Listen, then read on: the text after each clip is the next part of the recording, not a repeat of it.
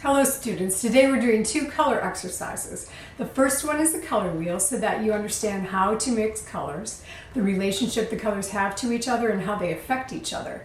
The other one is a glazing chart because the beauty of watercolor is its transparency, and glazing is one way to play up the strength of that transparency while building beautiful, rich, complex, interesting color. I'm going to mix a color wheel, and I'm going to mix it with three colors that I haven't done a color wheel in before. I'm using quinacridone rose in down-thrown blue and cerulean. I'm interested in finding out how these colors work together. I think the color wheel is going to be really bright and vibrant because quinacridone rose has a lot of pink in it. And down-thrown is kind of a flat blue. It's intense, but it's a little flat. And cerulean, it's bright when it's by itself, but when you start mixing it with other colors, it has kind of a greenish gray undertone. So sometimes it can start to make things look a little bit neutral. So I put two little puddles of each color right here so that I always have one puddle that's nice and clean as I start mixing these together.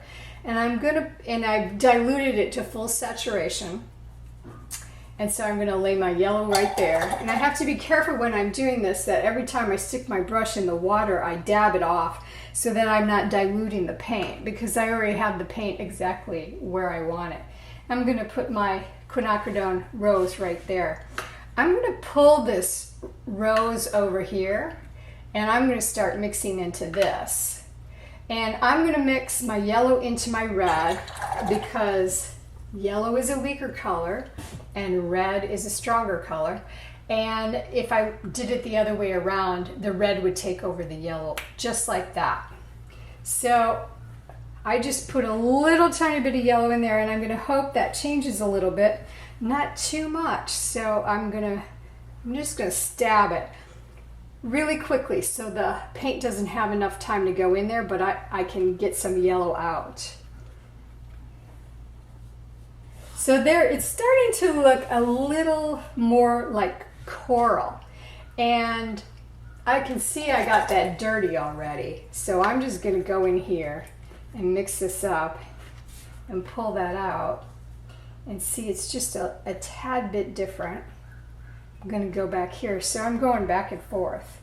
So now it's starting to look a little melony.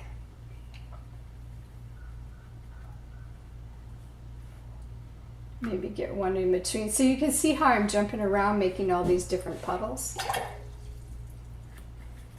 You don't have to keep them in order. You just you use your vision in order to keep it all straight. That's in the wrong spot. So I'm just going to dab that up and move it over. No big deal.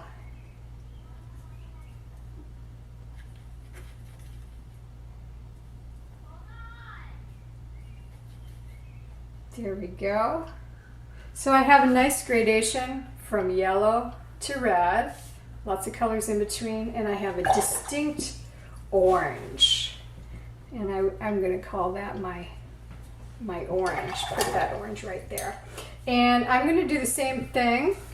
I'm going to put my blue here, and I'm going to mix from my red to my blue, and then I'm going to mix from my yellow to my blue.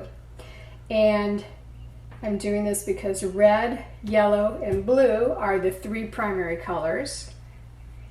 And you mix the primary colors together to get the secondary colors. And the secondary colors are orange, green, and violet. So I'm going to do that off camera and save us some time, but that's how we started out. So here we have our color wheel all complete. And after I mixed around the outside of the color wheel, I mixed across. So the opposite colors are the complementary colors. Every primary color has an opposite secondary color. So when you're mixing a primary color and a secondary color together, you're really mixing the three colors together. And then they get toned down and they become eventually neutral. So when you mix yellow and purple together, you get a gray. When you mix blue and orange together in the center, you get a gray. And when you mix red and green together, you also get a gray. And then It's these colors inside the color wheel that are so interesting and so beautiful. You don't really need to buy these colors out of the tube because you can mix them. And when you mix them, they're more harmonious and they fit together in a painting. So you can use any color you want, any shade of yellow, as long as it doesn't have any orange in it or any green in it, any shade of red, any shade of blue. They're all going to have different effects. The importance of doing the color wheels so that you understand the relationships between all the colors. Here we go, doing a glazing chart. I have several new colors in Daniel Smith. I've used them in Winsor & Newton, and I have new ones in Daniel Smith, and I just want to play around with them and see how they work. So I'm using this opportunity to make this little glazing chart. I'm using a 13mm Winsor & Newton Professional Sable, and this is what I'm going to do is try to get a very, very pale wash, because I want this to be about glazing, and glazing is a thin transparent layer of paint. Usually it can be thick too though, but a thin transparent layer of paint applied and then allowed to dry, and then coming back over it with another thin transparent layer of paint.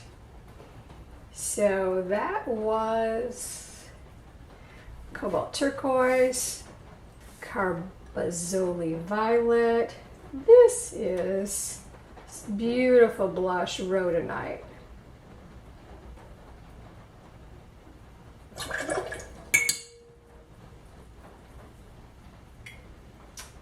This is quinacridone magenta. Magenta is actually one of my favorite colors. This is Indian yellow.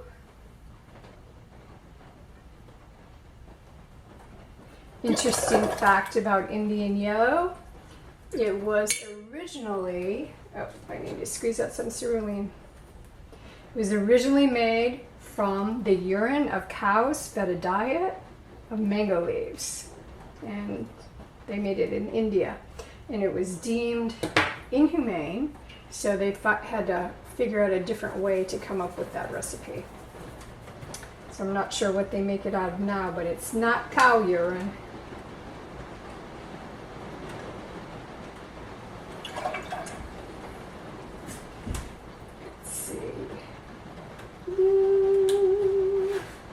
Aussie. This is Aussie Red Gold. So the intensity that I want to get with these colors is about a 3 on a scale of 1 to 10, 10 being the darkest intensity of full saturation. I want to get about a 3 because I want these, I should have put this red up there. What red is this? This is quinacridone rose. So pretty. This was quinacridone magenta, and this is quinacridone rose. I want to get an intensity of about 3 so that when I come back and put the other colors on top, that it will shine through. I need one more blue in Danthrone Blue.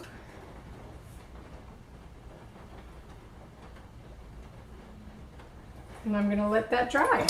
And now I'm going to come back in with the same colors in the same order in the opposite direction. And I'm doing this so that the colors can overlap and I can see how the intersections form to make a different color. This is part of the beauty of the transparency of watercolor. What I'm doing right now too, laying down these stripes and then coming back with the glazes, this is how you would go about making a really beautiful plaid tablecloth.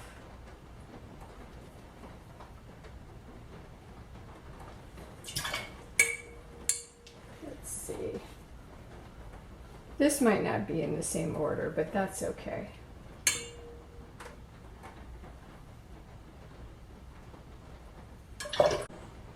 The glazing chart is finished and it's been allowed to dry, and now we can look at some of the overlap with these colors. When you do this exercise, it's a really good idea to leave a little bit of white space between the lines so that you can come over here and see this pink and this yellow made that peach. And there's some really gorgeous colors in here. So this is something that you can do to play and have fun. Here's two examples of how you can use multiple glazes to build up rich, interesting, complex color with watercolor. Both started with a dark to light wash of Aussie red gold from the top to the bottom. The one on the left, I came back and I used cerulean blue. The one on the right, I started on the bottom with a dark wash of magenta and then let that dry. Then I came back with a wash of green, which toned it down because it was very bright. So both of these are very interesting. They're both complex. And this is just to give you an idea of how you can play around with building color in watercolor.